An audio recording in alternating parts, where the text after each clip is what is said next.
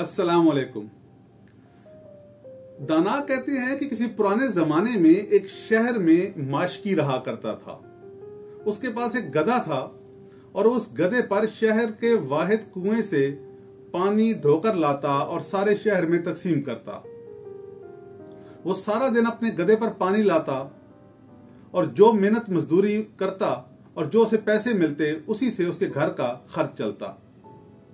मजदूरी बहुत कम थी और बड़ी मुश्किल से गुजर बसर हो रही थी।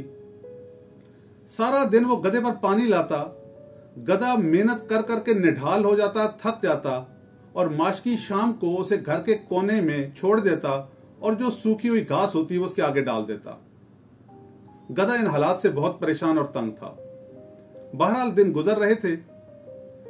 इत्तफाक से एक साल बारिशें बहुत कम हुई और शहर के वाहिद कुएं में पानी खत्म हो गया। हालात बहुत सख्त हो गए। माशकी को पता चला कि दूर जंगल में एक चश्मा है, वहां से पानी मिल सकता है।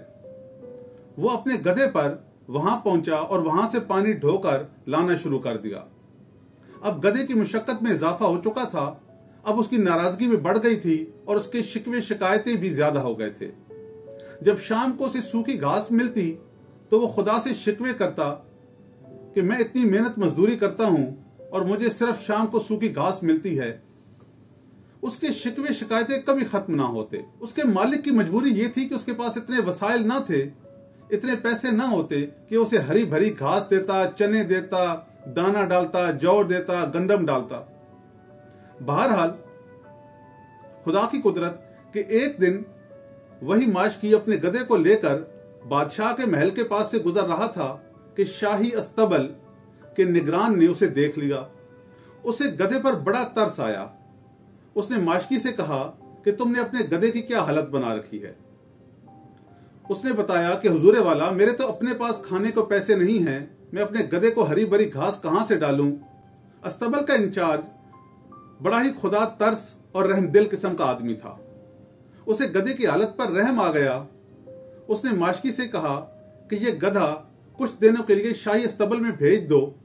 इसके अलावा हमें भी एक काम वाले आदमी की कुछ दिनों के लिए जरूरत है, तुम भी शाही महल में आ जाओ।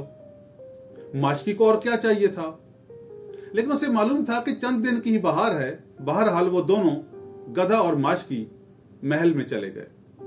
माशकी तो अपने काम में मसरूफ हो गया, लेकिन जैसे ही शाही अस्तबल का निगरान गधे को लेकर अस्तबल में पहुंचा, घोड़े बंधे थे, तो गधे की आंखें खुली की खुली रह गईं। उस गधे ने देखा कि एक एक घोड़े की 3-3, 4-4 मुलाजिम खिदमत कर रहे हैं। हर घोड़े के आगे ताजा घास पड़ी हुई है, जौ और चने पड़े हुए हैं। वो बहुत हैरान हुआ। सारा दिन वहां रहा, उन घोड़े ने कोई काम ना किया। वो खुदा से मजीद शिकवे करने लग पड़ा कि मैं सारा दिन मजदूरी करता हूं, मेहनत करता हूं, ये घोड़े हैं और ये सारा दिन बेकार खड़े हुए हैं और इनको खाने को भी बहुत मिल रहा है। इनकी जिंदगी मुझसे बहुत बेहतर है। इसी तरह 3-4 दिन गुजर गए, उन घोड़ों को कोई काम न करना पड़ा। गधे की शिकवे शिकायतें बहुत ज्यादा हो गई। अब वो पहले से भी ज्यादा खुदा से शिकवे करने लग पड़ा। इत्तफाक से चौथे दिन एक अजीबो गरीब वाकया पेश आया। रात का वक्त था, गधा सोया हुआ था कि अचानक अस्तबल में हलचल पैदा हुई। कुछ फौजी आए और वो सारे घोड़ों को खोल कर ले गए। सो वो गधे ने देखा कि वो अकेला अस्तबल में है और कोई घोड़ा मौजूद नहीं है। बहरहाल उसे घास डाल दी गई। उसका दिन तो अच्छा गुजरा। 2 से 3 दिन मजीद गुजर गए, उसे घोड़ों की कोई खबर ना मिली। वो दिल में ख्याल करने लगा कि शायद उन घोड़ों को इससे भी बेहतर जगह पे ले जाया गया है। उसके शिकवे शिकायतें मजीद बढ़ गए। वो खुदा से कहने लगा कि ये जगह कितनी खूबसूरत थी, अब इससे भी कोई अच्छी जगह होगी जहां घोड़ों को ले जाया गया है। तीसरे दिन वो तमाम घोड़े इस हालत में अस्तबल में वापस आए कि उनके जिस्मों से खून बह रहा था। किसी की टांग टूटी हुई थी, किसी को तीर लगे हुए थे और कोई मरने के करीब था। बहरहाल उन्हें अस्तबल में लाया गया।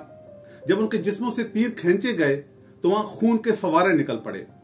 तब गधे को मालूम हुआ कि ये तमाम घोड़े मैदान जंग में गए थे। अचानक दुश्मन मुल्क की फौज ने हमला कर दिया था और उसका मुकाबला करने के लिए फौजी इन घोड़ों पर सवार होकर गए थे। ये घोड़े 3 दिन तक मैदान जंग में रहे थे। वहां उन्हें सूखी घास भी मुयस्सर ना थी, पीने को बहुत थोड़ा पानी मुयस्सर था। 3 दिन तक वो जिंदगी और मौत की कश्मकश में रहे थे। आज जब जंग खत्म हुई है तो वापस अस्तबल में पहुंचे हैं। जब गधे ने यह सारा तमाशा देखा तो मारे खौफ के उसकी सांस बंद होने लग पड़ी। वो अपनी तकलीफ भूल गया। उसे लगा कि उसकी तकलीफ बहुत छोटी है। उसका बदन खौफ से कांपने लग पड़ा। उसने खुदा से अर्ज की कि मैं अपनी जहालत और बेखबरी की वजह से बहुत गुस्ताखी कर रहा था। मैं अपने हाल पर खुश और मुतमईन हूं। मुझे तूने जिस हाल में रखा है वो इन घोड़ों के हाल से बेहतर है। मुझे जंगों में जाके तीर नहीं लगते, मुझे तलवारें नहीं लगती, मेरे जिस्म से खून नहीं निकलता। तूने मुझे जो खुश घास दी है मैं उस पर ही अब शुक्रगुजार हूं। बहरहाल 3-4 दिन के बाद वो माशकी और उसका गधा उस अस्तबल से रुखसत हो गए। माशकी ने देखा कि अब उसका गधा बड़ा हशाश बशाश है और बड़ी फुर्ती से चल रहा है।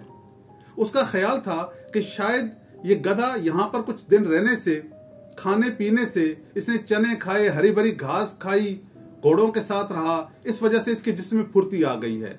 लेकिन हकीकत ये थी कि गधे को यह एहसास हो गया था कि जो जिंदगी वो गुजार रहा है वो ज्यादा बेहतर है। गधे को एहसास था कि वो मार तो खाता है लेकिन उसके जिस्म में तीर तो नहीं लगते, उसे डंडे तो पड़ते हैं लेकिन उसकी हड्डियां तो नहीं टूटती, उसकी खाल पर कभी कभी जख्म तो लग जाता है लेकिन उसकी टांगें नहीं टूटती, उसे मैदान जंग में जाकर तलवारों के जख्म नहीं सहने पड़ते। गधे को एहसास हुआ कि वो जो शिकवे कर रहा था, जो शिकायतें कर रहा था, वो गलत थे। हम भी अपनी जिंदगियों में बहुत शिकवे शिकायतें करते, शिकवा शिकवा और शिकवा। दूसरों को देखकर शिकायतें, उसके पास तो ये है, मेरे पास तो ये नहीं, उसे तो सब कुछ मिल गया, मुझे तो कुछ नहीं मिला, उसका मकान तो बड़ा है, मेरा तो छोटा है, उसके पास तो गाड़ी है, मेरे पास तो मोटरसाइकिल है। हर वक्त कंपैरिजन करना, दूसरों को देखकर अपनी जिंदगी को मुसीबत में डाले रखना, हर वक्त कुड़ते रहना, हर वक्त परेशान रहना, आपके आज को भी अजाब बना देता है, आपकी जिंदगी को और मुश्किल बना देता है। और याद रख लीजिएगा, नाशुक्रे आदमी की जिंदगी वैसी भी मुश्किल हो जाती है।